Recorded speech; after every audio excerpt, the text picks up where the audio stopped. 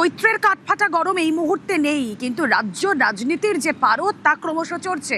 ভোটের নির্ঘণ্ট প্রকাশ হওয়ার পর থেকে এই প্রচার, ইশতেহার প্রকাশ, আর ইশতেহার প্রকাশ বলতেই হয় আজকে বিজেপির সংকল্পপত্র প্রকাশের কথা। আজ বিজেপির সংকল্পপত্র প্রকাশ, এবং সেই সংকল্পপত্র প্রকাশ করবেন স্বয়ং অমিত শাহ।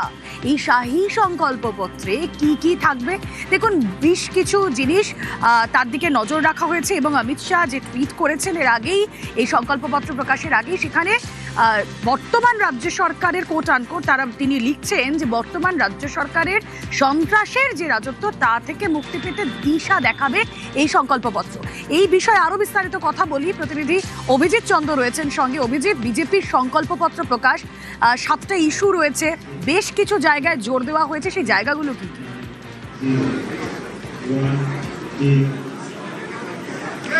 রুমেলা, আজকে সকালেই অমিত শাহ তিনি সমাজ মাধ্যমে পোস্ট করেছেন, যেটা জানালেন আপনি, এবং একই সঙ্গে বলা যেতে পারে যে আজকে এই সংকল্পপত্র প্রকাশকে বিজেপি বলছে ভরসার শপথ প্রকাশ, এবং যেখানে মূলত সরকার গড়তে পারলে রাজ্য তথা রাজ্যবাসীর জন্য কি কি বিজেপি করবে সেটাকেই এই সংকল্পপত্র তো সেখানে ঘোষণা করা হবে। মূলত 7টি মূল বিষয়কে অগ্রাধিকার দেওয়া হচ্ছে, এমনটাই জানা যাচ্ছে বিজেপি সূত্রে। এবং রাজ্যের বেহাল আর্থিক অবস্থার সংস্কার থেকে কর্মসংস্থান, পরিকাঠামো বৃদ্ধি থেকে গ্রামীণ উন্নয়ন নিয়ে ঢালাও ঘোষণা থাকছে, এবং একই সঙ্গে থাকতে চলেছে শিক্ষা, স্বাস্থ্য, শিল্প নিয়ে নজর কাড়া বেশ কিছু প্রতিশ্রুতি। এবং এই যে বিজেপির এই সংকল্পপত্র, যেটা নির্বাচনী ইস্তাহার, সেখানে সব থেকে বেশি জোর দেওয়া হচ্ছে।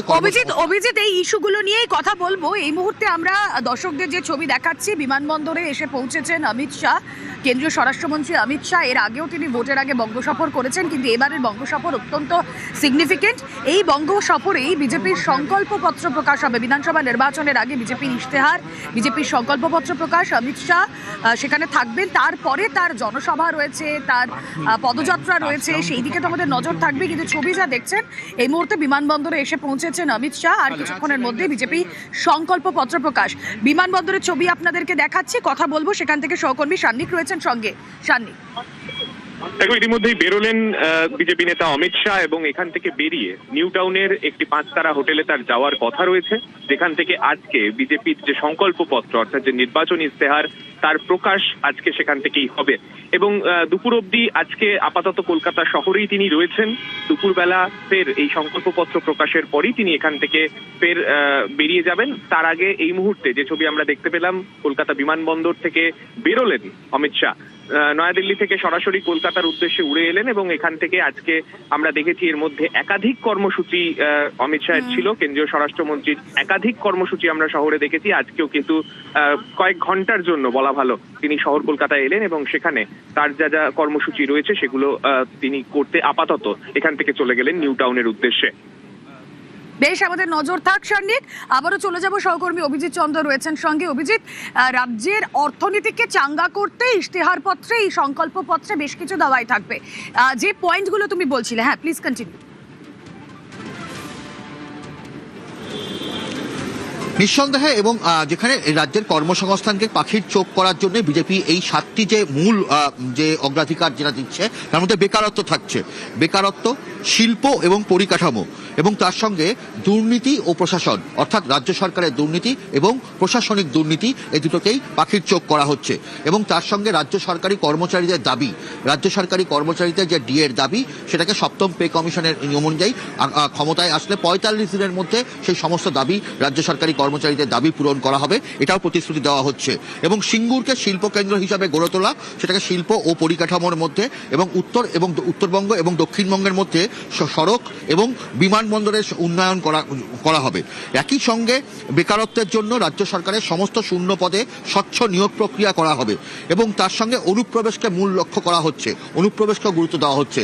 এবং তার সঙ্গে যে সহায়তা প্রকল্প, অর্থাৎ মহিলাদের জন্য 3000 টাকা করে সহায়তা, এবং বেকার যুবক যুবতীদের জন্য 3,000 টাকা করে সহায়তা, এই সহায়তা প্রকল্প করা হবে, সেটাও এই সংকল্পপত্রে তোলা হবে।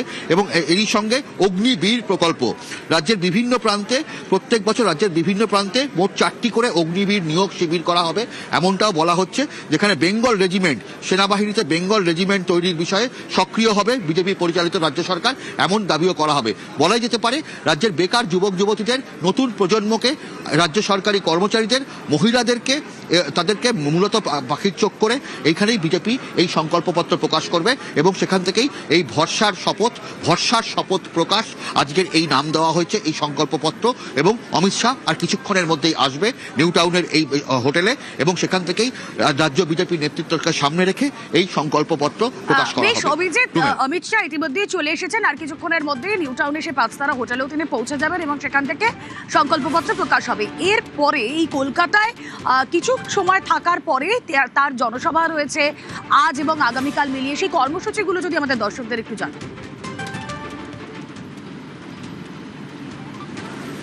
নিঃসন্দেহে আজকে এখানে আর কিছুক্ষণের মধ্যেই অমিত শাহ আসবেন এবং এই সংকল্পপত্র প্রকাশ করবেন এবং তারপরে বিজেপির নেতৃত্বের সঙ্গে খুব অল্প সময়ের জন্য এখানে একটা বৈঠক করবেন এবং বৈঠক করে তিনি সরাসরি পৌঁছে যাবেন ডেবরা, পশ্চিম মেদিনীপুরের ডেবরায়, সেখানে জনসভা আছে এবং ডেবরার জনসভা করে সেখান থেকে খড়গপুর সদর, সেখানে একটি রোড শো করবেন অমিত শাহ, অর্থাৎ সেখানকার বিজেপির প্রার্থীদেরকে নিয়ে সেখানে একটা বিশাল রোড শো করা হবে, মিছিল বা পদযাত্রা করা হবে এবং সেই পদযাত্রার পর খড়গপুরেরই একটি বেসরকারি হোটেলে রাত 8:30 থেকে সেখানে বিজেপির নেতৃত্বের সঙ্গে সেখানে আরও একটি গুরুত্বপূর্ণ বৈঠক, যেখানে মূলত জঙ্গলমহলের বিভিন্ন যে জেলাগুলোর, সেখানে গত লোকসভা ভোটে বিজেপির ফলাফল অতীতের থেকে খারাপ হয়েছিল, সেই কারণে জঙ্গলমহলের নেতৃত্বের সঙ্গে মূলত বৈঠক করা হবে।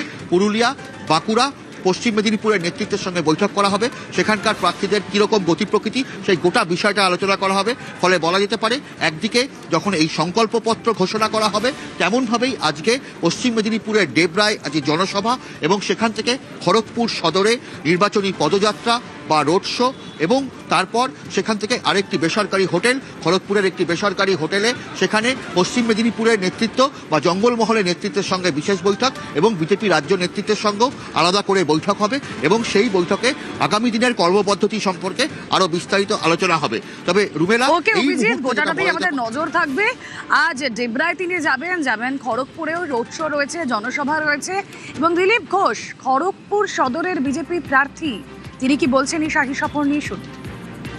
যেদিন দিলীপ ঘোষ প্রেসিডেন্ট ছিল তখনও অমিত শাহ মোদী আসতেন, এখনো আসছেন, সর্বভারতীয় পার্টি। দিলীপ ঘোষের প্রপার্টি আছে কিনা খড়গপুরে জিজ্ঞেস করুন। অমিত শাহ বড় র্যালি হবে প্রথম আমাদের খড়গপুরেতে, তো রোড শো আছে। উনি 21 সালেও এসছেন, আমরা জিতেছিলাম, আবার 26-এ আসছেন, ব্যাপক ভোটে জিতবেন। যে কথা আপনাদের শুরুতেই বলছিলাম যে অমিত শাহ তিনি সংকল্পপত্র প্রকাশ করবেন, ইতিমধ্যেই চলে এসেছেন। এই সংকল্পপত্র প্রকাশের আগে তিনি এক্স হ্যান্ডেলে পোস্ট করেছেন, সেখানে তিনি যে শব্দবন্ধ ব্যবহার করেছেন বর্তমান রাজ্য সরকারের বিরুদ্ধে, তা হলো ভয়রাজ। সেই ভয়রাজ মুক্ত করতেই, রাজ্যকে ভয় মুক্ত করতে বিজেপির এই সংকল্পপত্র প্রকাশ। এই ইশতেহারে কি কি থাকবে, সম্ভাব্য যা পয়েন্ট আপনাদের সামনে রাখলাম। বাংলা সফরের আগেই তৃণমূলকে তোপ অমিত শাহ, তৃণমূলের শাসনে ভয়রাজ বলে সরব অমিত শাহ, বাংলাকে সন্ত্রাস মুক্ত করতে সংকল্পপত্র প্রকাশ বলে বার্তা শাহের। কলকাতায় আসার আগেই এক্স হ্যান্ডেলে এই বার্তা অমিত শাহের। আজ বিজেপির সংকল্পপত্র প্রকাশ, কেন্দ্রীয় স্বরাষ্ট্রমন্ত্রীর কিছুক্ষণের মধ্যেই তিনি পৌঁছে যাবেন নিউ টাউনের 5 তারা হোটেলে, আর তারপরে সংকল্পপত্র প্রকাশ। যদিও পাল্টা কুণাল ঘোষ কি বলছেন একবার শুনুন। বাংলায় অন্য কোনো কথা বলার আগে প্রথম বলুন পিএমওর সেই অফিসার কারা যারা হুমায়ুন কবিরের সঙ্গে ডিল করছিলেন। হুমায়ুন কবির যে 1000 কোটি টাকার বিষয়টা সামনে এনেছেন, কিছু অ্যাডভান্সের কথা বলেছেন, বিজেপির সঙ্গে আঁতাতের কথা বলেছেন, সেটা আগে স্পষ্ট করুন অমিত শাহ। ওই এক ফাটা রেকর্ড পরে বাজাবেন। হুমায়ুন কবিরের বয়ান অনুযায়ী পিএমওর কোন কোন অফিসার এই গোটা হুমায়ুন ওরিয়েন্টেড স্ক্যামটার সঙ্গে জড়িত, আগে তাদের নাম বলুন। আর এদিকে মোদি কা গ্যারেন্টি, নরেন্দ্র মোদী তিনি বঙ্গ সফরে এলেন এবং তিনি ছটা গ্যারান্টি দিয়েছেন, সেখানে অনুপ্রবেশ মুক্ত বাংলা গড়া থেকে শুরু করে সপ্তম পে কমিশন। मैं पश्चिम बंगाल को 6 गारंटियां देता हूं। मोदी की पहली गारंटी, टीएमसी ने सरकार और सरकारी सिस्टम को भय का माध्यम बनाया। बीजेपी सरकार कानून पर भरोसा लौटाएगी। मोदी की दूसरी गारंटी, सरकारी सिस्टम जनता की सेवा के लिए जवाबदेह होगा। मोदी की तीसरी गारंटी, हर घोटाले, हर करप्शन, हर रैप केस की फाइलें खुलेगी। मोदी की चौथी गारंटी, जिसने भी करप्शन किया है उसकी जगह जेल में होगी। मंत्री हो या संतरी, कानून सबका हिसाब करेगा। मोदी की 5वीं गारंटी, जो शरणार्थी है संविधान के तहत हर हक मिलेगा, लेकिन जो घुसपैठिए हैं उनको खदेड़ा जाएगा। मोदी की 6ठी गारंटी, बंगाल के सभी सरकारी कर्मचारियों, आप कमल छाप पर बटन दबाइए, बीजेपी सरकार बनते ही 7th पे कमीशन लागू करवाएंगे, ये हमारी गारंटी है। বাইরে থেকে অস্ত্র আমদানি হচ্ছে, বাইরে থেকে লোক আনা হচ্ছে, এ কথা কে বলছেন? মমতা বন্দ্যোপাধ্যায়। একটা সতর্ক করে যাই মা ভাই বোনেরা, আপনাদের এখানে অনেক টাকা ডিস্ট্রিবিউশন হচ্ছে, আমি শুনছি। টাকা দিয়ে ভোট কেনার চেষ্টা করছে, গরিব লোকেদের হাতে মিছিল করার জন্য 500 টাকা করে দিচ্ছে। বাইরে থেকে আর্মস নিয়ে আসছে, বাইরে থেকে গুন্ডা আমদানি করছে, বিহার থেকে, ইউপি থেকে। আমার এখানে বিহার ইউপিবাসী যারা থাকে তাদের আমি সম্মান করি, उसको लिए मेरे को कुछ कहना नहीं है। जो बंगाल में रहता है बंगाल का वोटर है, लेकिन যারা बंगाल का वोटर नहीं है, जो बाहर से आते हैं ट्रेन में, बस में बांग्ला दखल करने के लिए, उसको हम क्षमा नहीं करेंगे। কি দরকার বন্দুকের বলুন তো, যদি গণতান্ত্রিক সিন্দুক থাকে আমাদের হাতে। বাংলা জয়ের ব্যাপারে আত্মপ্রত্যয়ী মমতা বন্দ্যোপাধ্যায়, কিন্তু তার টার্গেট দিল্লি।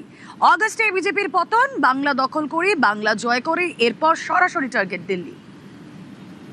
বাংলাকে কি টার্গেট করবেন? আগে নিজেদের দিল্লি সামলান। আমি যদি ভালো করে দেশটাকে চিনে থাকি, 2026-এর অগস্ট মাস থেকে আপনাদের পতন অনিবার্য, আমাকে করতে হবে না, নিজেরাই নিজেদের সর্বনাশ করবেন। আগে নিজেদের সামলান, তারপরে বাংলার দিকে তাকান। আর বাংলাকে টার্গেট করলে বাংলা আগামী দিন বাংলা জয় করে আপনাদের দিল্লিকে আমরা টার্গেট করব।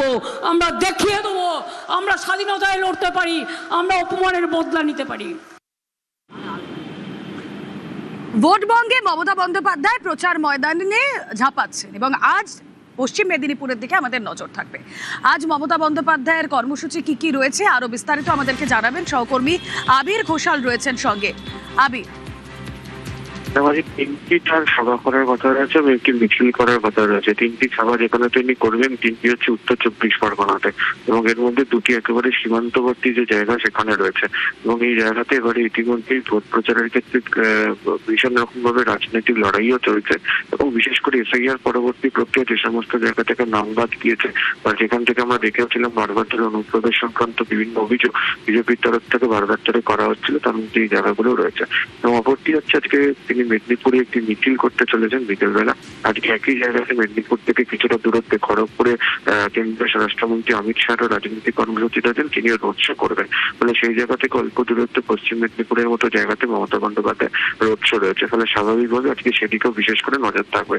ফলে মূলত যে সভা, সেই সভাগুলোতে হচ্ছে যে জায়গা নিয়ে অনুপ্রবেশের বারবার যে অভিযোগ তুলছিল বিজেপি, সেই সমস্ত বিধানসভা কেন্দ্রে, এবং হচ্ছে এখন মেদিনীপুর শহরের মধ্যে সেখান থেকে তিনি পদযাত্রা করে সেখানেও তিনি তার যে প্রচার সেটা তিনি সারবেন। ওকে,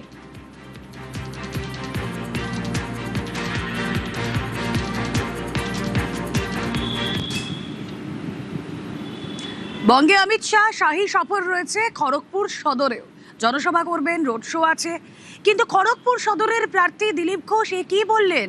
বললেন কাদের দেশদ্রোহী, জানাবো একটা ছোট্ট ব্রেকের পর। যে কথা বিরতিতে যাওয়ার আগে আপনাদেরকে বললাম, দিলীপ ঘোষ তিনি দেশদ্রোহী তকমা দিয়েছেন, কিন্তু কাদের? দিলীপ ঘোষ খড়গপুর সদরের বিজেপি প্রার্থী, তিনি গিয়েছিলেন খড়গপুরের তালিবাগিচায় প্রচার করতে।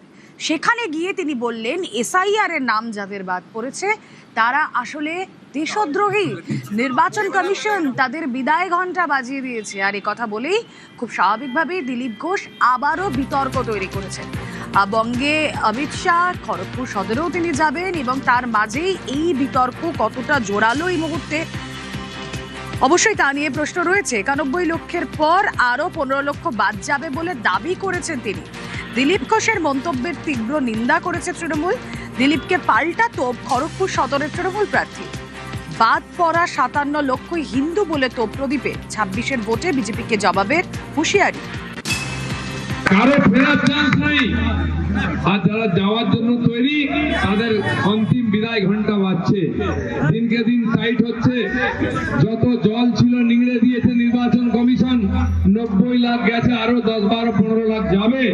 এই যে দেশদ্রোহী দেশবিরোধীদের বিদায় হয়েছে, এর জন্য ভারতবর্ষে সারা দেশে যে পরিবর্তনের ঢেউ, উন্নয়নের ঢেউ, সেটা এবারে পশ্চিমবাংলায় লাগবে। একবার বলে যে আমাদের কোনো হিন্দুর নাম বাদ যাবে না, আবার সেখানে দেখা যাচ্ছে 60% হিন্দুদের নাম বাদ গেছে। আবার সেখানে হিন্দুদেরকে বলছে দেশদ্রোহী। এই বিজেপি পার্টিকে কেউ বিশ্বাস করবে? এই দিলীপ ঘোষকে কেউ খড়গপুরে বিশ্বাস করবে? তারা বড় বড় কথা বলে এসেছিল। হিন্দুরা কি রোহিঙ্গা? তারা কি দেশদ্রোহী? তাদের কি নাম বাদ দেওয়া উচিত ছিল? আর আপনারা নিজেদের বড় বড় কথা বলেন হিন্দু পার্টি হিসাবে, আর আপনারা হিন্দুদেরই নাম বাদ দিচ্ছেন। দরকার ওনাকে গ্রেপ্তার করতে হবে। এভাবে ইনি বলতে পারেন না। এবার একটু ভবানীপুরের দিকে নজর রাখি। ভবানীপুরে বিচারাধীন তালিকায় নাম বাদ গেল কতজনের? 3893 জনের। বিচারাধীন তালিকায় নাম ছিল কতজনের? 14,154 জনের। বৈধ ভোটার সংখ্যা 10,256।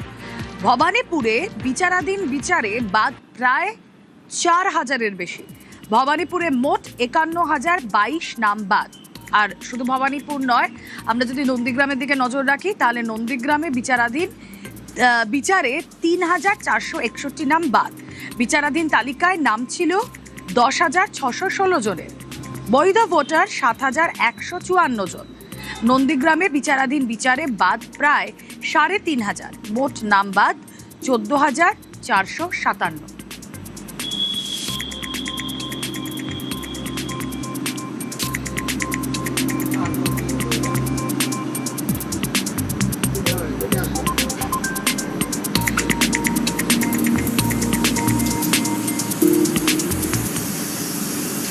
দেখুন, এই মুহূর্তে দাঁড়িয়ে ভবানীপুর একটা হাই ভোল্টেজ কেন্দ্র। সেই ভবানীপুর নিয়ে একের পর এক চ্যালেঞ্জ আমরা দেখতে পাচ্ছি। বঙ্গে যখন মোদী এলেন, সেই ভবানীপুর নিয়ে বা চ্যালেঞ্জ ছুড়লেন, বলেছিলেন যে নন্দীগ্রাম থেকে যা সূচনা হয়েছে ভবানীপুরে তার পুনরাবৃত্তি হবে। তবে ছেড়ে কথা বলার পাত্রী নন মমতা বন্দ্যোপাধ্যায়, তিনিও দিয়েছেন পাল্টা কড়া চ্যালেঞ্জ। नंदीग्राम में 5 साल पहले बदलाव की राह दिखाई थी। अब पूरा पश्चिम बंगाल उसी परिवर्तन के रास्ते पर चल पड़ा है। जो कमाल 5 साल पहले नंदीग्राम ने किया था, इस बार वही हाल भवानीपुर में भी होने जा रहा है। पूरे बंगाल में होने जा रहा है। আমার ভবানীপুরেও প্রায় প্রথমে বাদ দিয়েছিল 48,000, তারপরে অ্যাডজুডিকেশনে 14,000। মাত্র 2,57,000 ভোটের মধ্যে 60,000 বাদের খাতায়। তাতে কি আছে? চুরি করে জিতেছিল আগের বার, বলছে ভবানীপুরেও জিতবো, বলে ঘেচু জিতবে। তোমাদের দেওয়ার জন্য মানুষ তৈরি আছে।